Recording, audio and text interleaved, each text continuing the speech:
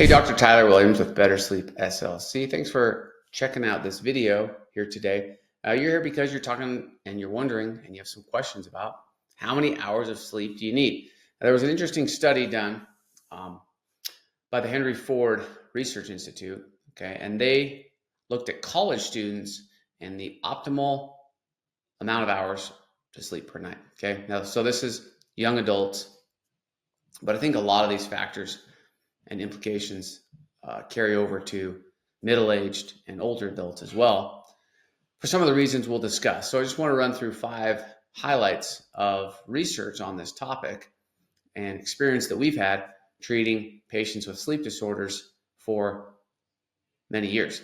And what they found is 7 to 9 hours is the optimal amount of sleep. And you may have heard that before, and you may have tried that, and sometimes you toss and turn, and there could be a number of reasons for that.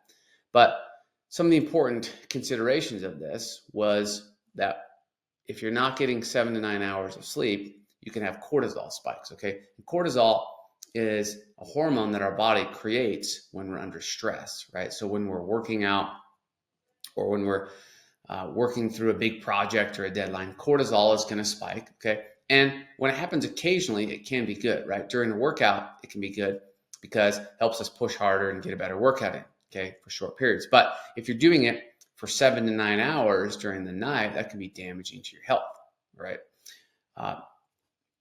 So what the study found is that students that did not get 7 to 9 hours sleep would have more metabolic dysfunction, okay? So their metabolism didn't work as well. Glucose spikes, cortisol spikes, and those are not good, okay? So your BMI or the BMI of these college students were found to increase, which is the body mass index, okay, which could lead to things like obesity, weight gain, those type of things, right? Our body has a hormone called leptin that helps regulate our appetite, and lack of sleep also causes swings in that. And I can attest to that. You know, if I'm working on a project or a deadline or have a big important event coming up and I'm up late, my appetite for things that I normally would not eat seems to spike, and it's not good to do that all the time, right? So that can cause increased calorie intake. The third thing was pre-diabetic symptoms. So pre-diabetes has become more and more of a flagged area in people's charts, because if you have pre-diabetes, then obviously you can get regular diabetes. And so this metabolic disruption from lack of sleep coupled with cortisol spikes can cause pre-diabetes. And excess cortisol has been shown to also cause aging, faster aging. So that's why you can take 2 people side by side and they could be the same age, but one of them who's eating healthy and exercising and getting good sleep is going to look younger. Their skin's going to be nicer. Their facial profile is fuller. And one of our goals at Better Sleep SLC is to help you feel and look 10 years younger. So with the sleep treatments we can help with, often that is a big part of feeling 10 years younger. Your smile looks 10 years younger. Your face looks 10 years younger. It's a lot of fun for us, all right? So the fourth area that they found in the study was the impact on grades and health, okay? So these irregular schedules can also cause things like heart disease, okay, and diabetes, as I mentioned.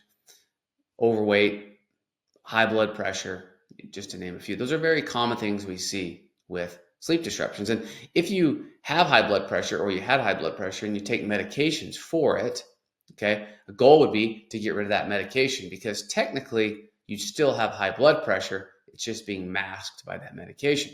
Or technically you still have diabetes, but it's being masked by metformin or whatever medication you're taking, all right? And it's important to take those. Some people have to take those for a long time, but maybe you can cut back on the dosage and work with your internal medicine or primary care doctor as your sleep improves on this.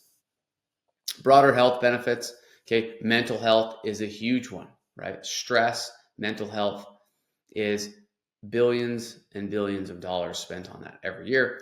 And we love helping people feel better mentally because that leads to a lot of other positive side effects. So if you're not getting 7 to 9 hours of sleep, I challenge you to work on that. If you have some questions on things you can do at home, sleep hygiene practices, things that are working, not working, please call or text us. Our information is below. So thanks for watching this video, and we look forward to seeing you on the next one. Have a great day.